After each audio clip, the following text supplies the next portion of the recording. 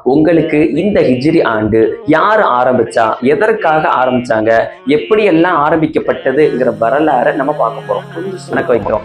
இது அல்லாம வேற எந்த இடத்துலையுமே நாம ஹிஜ்ரி ஆண்டை பயன்படுத்துவதே கிடையாது.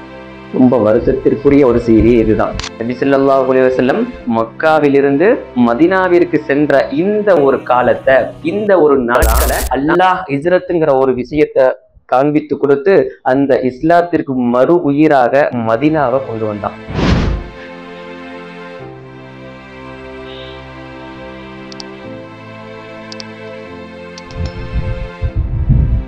நஹ்மதுஹு வ நுஸல்லி அலா ரசூலிஹில் கரீம், அம்மா பஅத்.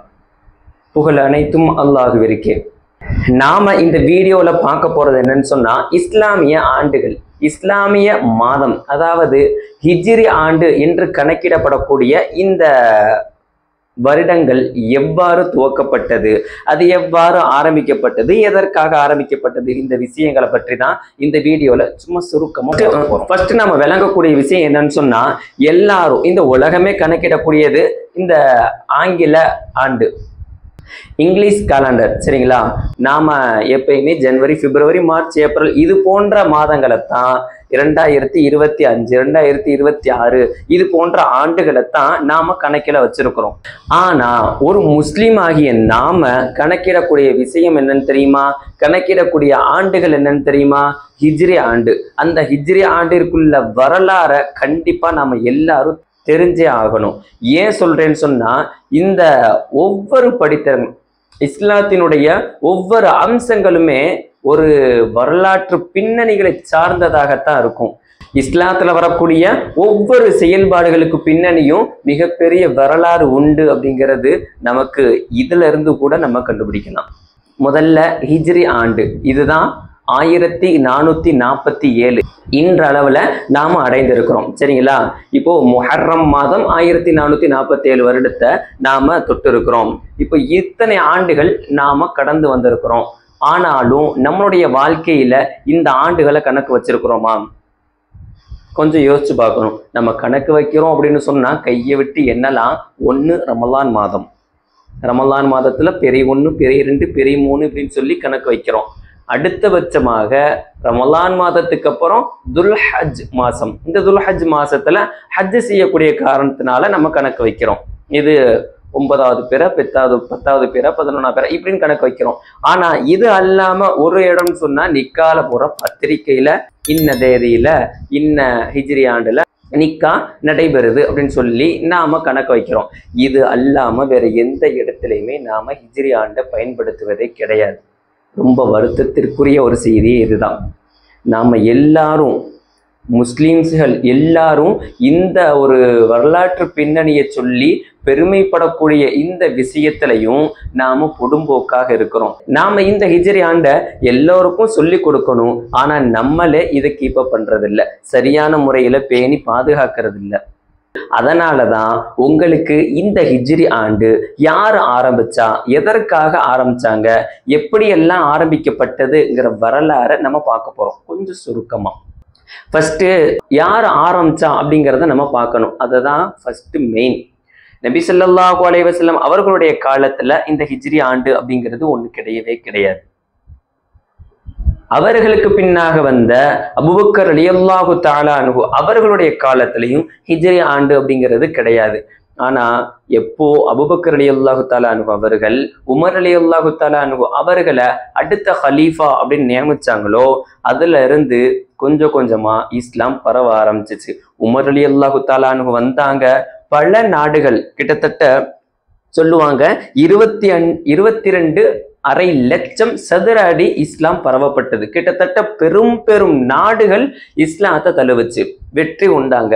அப்போ அவ்வளவு பெரிய நாடுகள், அதுல சொல்லுவாங்க Afghanistan, Iran, Kuwait, Dubai, Qatar, Syria, Lebanon, Palestine இது போன்ற பல நாடுகள், இன்னும் நிறைய நாடுகள் என்னது உமர் ரலியல்லாஹு தஆலா அன்ஹு அவர்களுடைய ஆட்சி காலத்துல வெறும் அந்த 10 வருஷத்துல கிட்டத்தட்ட 10-15க்கும் மேற்பட்ட நாடுகளை இஸ்லாமிய நாடுகள் அப்படின்னு அறிவிச்சிருக்கிறாங்க. நாம இன்றைய காலத்துல நம்ம சொல்லுவோம் இது இஸ்லாமிய நாடு, இது இஸ்லாமிய நாடு, சவுதி அரேபியா, இப்படி பல நாடுகள் நம்ம இஸ்லாமிய நாடுகள் சொல்லியிருக்கிறோம். ஆனா இது எல்லாம் உருவாக்கி தந்தது யாருன்னு கேட்டா அது உமர் ரலியல்லாஹு தஆலா அன்ஹு.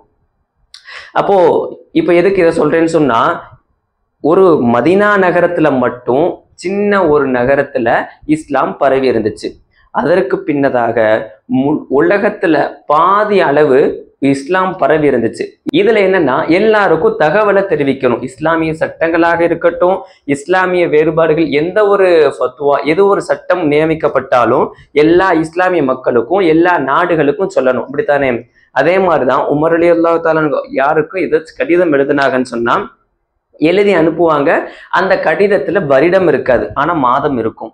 இப்போ உதாரணமா நமக்கெல்லாம் தெரிஞ்சது ரமலான் மாதம். இந்த ரமலான் மாதம் பிறை 12 இப்படின்னு போட்டு ஒரு லெட்டர் எழுதி அனுப்புவாங்க.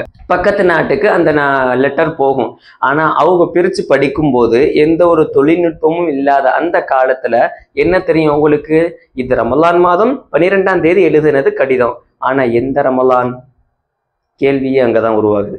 இந்த ரமலானா, இல்ல போன ரமலானா, இல்ல அது ஒரு பல வருஷத்துக்கு முன்னாடி வந்த பல ரமலானா அப்படின்னு சொல்லி எல்லாருக்கும் சந்தேகம் எழும்பப்பட்டது. அவங்களும் பதில் கடிதம் போடுற அந்த கடிதமும் என்னது, எப்போ ரிட்டர்ன் அனுப்புனாங்க, நமக்கு எப்படி ரிப்ளை வந்துச்சு அப்படிங்கிறதும் உமர் ரலியல்லாஹு தஆலா அவர்களுக்கும் குழப்பமா தான் இருந்துச்சு. எனவேதான் மற்ற நாடுகள் எல்லாரும் ஒண்ணு சேர்ந்து ஒரு மஷூரா, இந்த குழப்பத்திற்கு ஒரு தீர்வு காணணும், அப்போ ஒரு வருடத்தை உருவாக்கணும் அப்படின்னு சொல்லி முடிவு பண்ணாங்க. பல நாட்டவர்களும் பலவிதமான மஷூராக்கள், பலவிதமான ஆலோசனைகள் சொன்னாங்க. அதுலயும் குறிப்பாக சொல்லுவாங்க, நபி ஸல்லல்லாஹு அலைஹி வஸல்லம் அவர்களுடைய பிறப்பை நம்ம ஆண்டுல கணக்கு வச்சுக்கலாம். நபியினுடைய பிறப்பு, ஆண்டினுடைய பிறப்பு, இப்படி ஒரு மேட்சிங் ஆகுதுல, அப்போ அது கூட நல்லா இருக்கு அப்படிங்கிறது எனக்கும் தோணுச்சு. ஆனா உமர் ரலியல்லாஹு தஆலா என்ன சொன்னான்னா, ஆண்டினுடைய பிறப்பு சரி ஓகே, ஆனா நபிகளாருடைய பிறப்பினுடன் இது ரெண்டும் ஜாயிண்ட் ஆயிருச்சுன்னு சொன்னா அப்போ ஒவ்வொரு ஆண்டினுடைய பிறப்பும் கொண்டாடப்படக்கூடிய நாட்களாக மாறிடும். அங்க யோசிச்சுட்டாங்க. பின் வரக்கூடிய சமூகம் இந்த ஒவ்வொரு ஆண்டும் கொண்டாட ஆரம்பிச்சிருவாங்க அப்படின்னு சொல்லி இதை வேணான்னு ரிஜெக்ட் பண்ணிட்டாங்க. அப்போ அதை பெரிய செலிப்ரேட் பண்ணி அதை ஒரு ஃபங்க்ஷனா ஆக்கி ஒவ்வொரு இதையும் இப்படி பல இது இருக்குது. இதெல்லாம் யோசிச்சுதான் உமர் ரலியல்லாஹு தஆலா அதை வேணாம்னு சொல்லி ரிஜெக்ட் பண்ணிட்டாங்க. அடுத்த விஷயமா சொன்னாங்க, அப்போ நம்ம நபி ஸல்லல்லாஹு அலைஹி வஸல்லம் இந்த உலகத்தை விட்டு பிரிஞ்ச அந்த நாட்கள்ல இருந்து கனெக்ட் பண்ணலாம், அதை நான் ஆண்டினுடைய தொடக்கத்தை வச்சுக்கலாம். அப்ப அதையும் உமர் ரலியல்லாஹு தஆலா என்ன சொல்லிட்டாங்க, இது வேணாம்னு சொல்லிட்டாங்க. காரணம் ஏன்? இது ஒரு துக்கத்திற்குரிய நாளாக மக்கள் எண்ணிவிடக்கூடாது. இந்த நாட்கள்ல நம்ம வருடத்தினுடைய பிறப்பை வச்சோம்னு சொன்னா எல்லாரும் துக்கம் கொண்டாட ஆரம்பிச்சிருவாங்க அப்படின்னு சொல்லிட்டு இதையும் கேன்சல் பண்ணிட்டு, அப்புறம் பல யோசனைகளுக்கு பிறகு உமர் ரலியல்லாஹு தஆலா இறுதியா ஒரு முடிவு சொன்னாங்க, நபியினுடைய ஹிஜ்ரத். நபி ஸல்லல்லாஹு அலைஹி வஸல்லம் மக்காவிலிருந்து மதீனாவிற்கு சென்ற இந்த ஒரு காலத்தை, இந்த ஒரு நாட்களை நாம ஹிஜ்ரத்தினுடைய நாட்களாக எண்ணிக்கொள்ளலாம். அதுதான் கரெக்டா இருக்கும். இதுக்குரிய காரணம் ஏன்னு சொன்னா, மக்காவுல இஸ்லாம் அழியக்கூடிய நிலைமையில இருந்துச்சு. இஸ்லாத்தினுடைய வலு ரொம்ப கம்மியாக இருந்தது.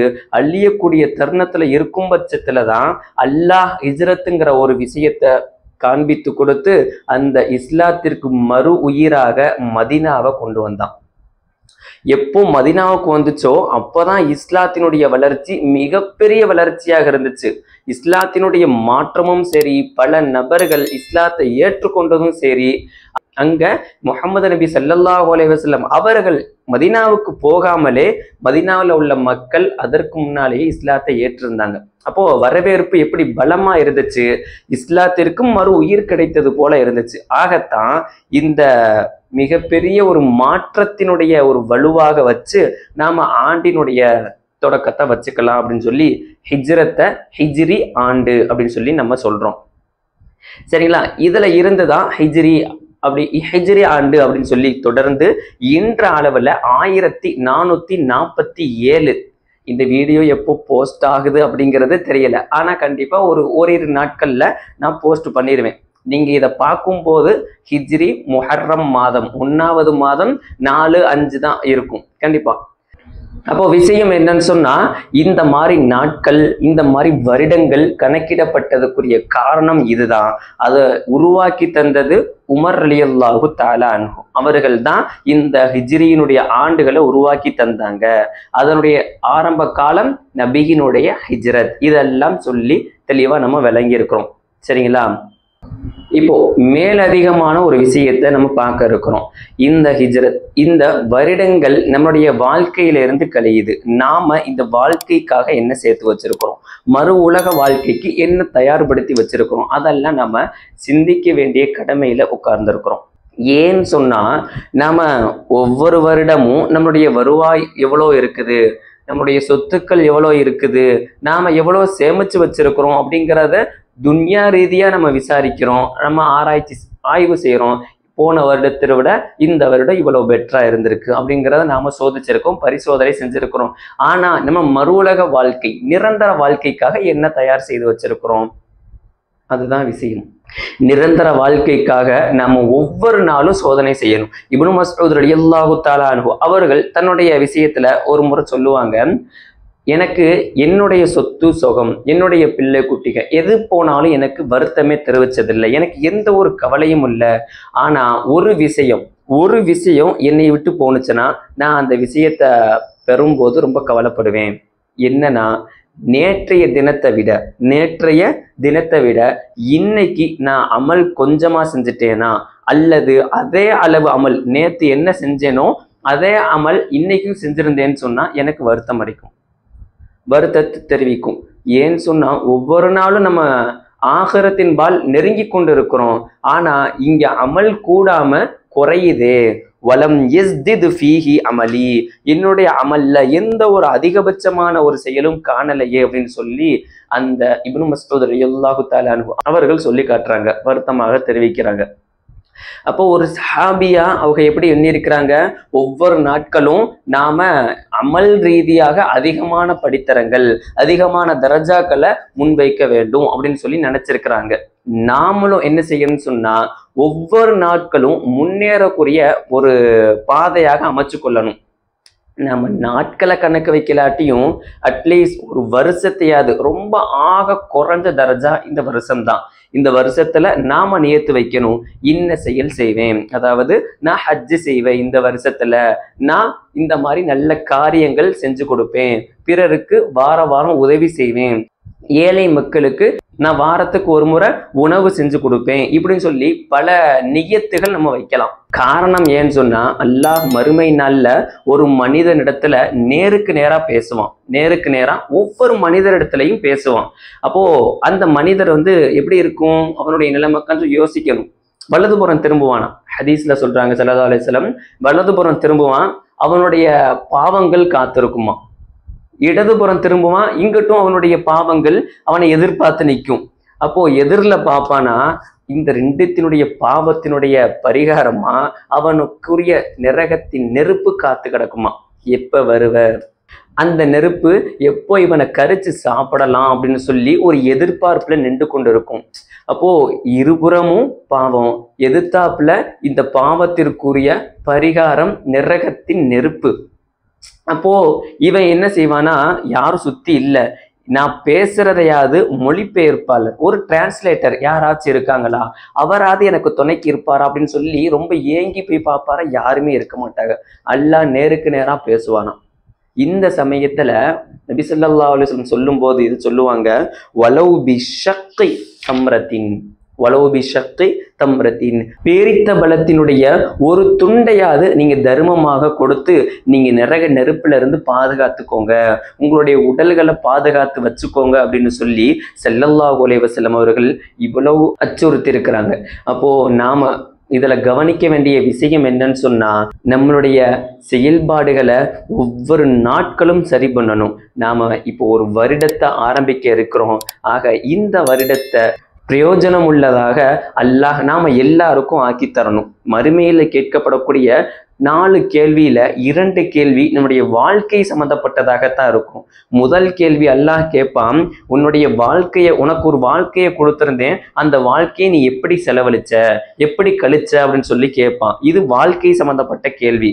2வது கேள்வி அல்லாஹ் கேட்கிறான், உன்னுடைய இளமை பருவத்தை எப்படி கழிச்சிருக்கிற அப்படின்னு சொல்லி கேட்கிறான். இப்ப நம்ம இதுல யோசிச்சா நல்லா தெரியும், வாழ்க்கையில தான் இளமை பருவமும் இருக்கு, முதுமை பருவமும் இருக்கு, குழந்தை பருவமும் இருக்கும். அந்த வாழ்க்கைங்கிற ஒரு டேக்ல மொத்த லைஃபும் அடங்கி இருக்குது.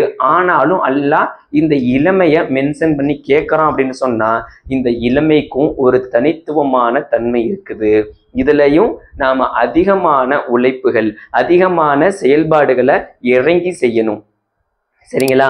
நன்மையான காரியங்களை முன்வைக்கக்கூடிய சக்தி இந்த வாலிபத்துக்கு தான் இருக்கு. ஆக வல்ல ரஹ்மான் இந்த புதிய வருடங்களை நாம பயனுள்ளதாக, மறுமைக்கு தேவையானதாக, நம்ம அல்லாஹ் நேசிக்கும்படியான ஒரு செயல்பாடுகளை செய்வதற்கு நாம இப்பவே நியத்து வச்சுக்கணும்.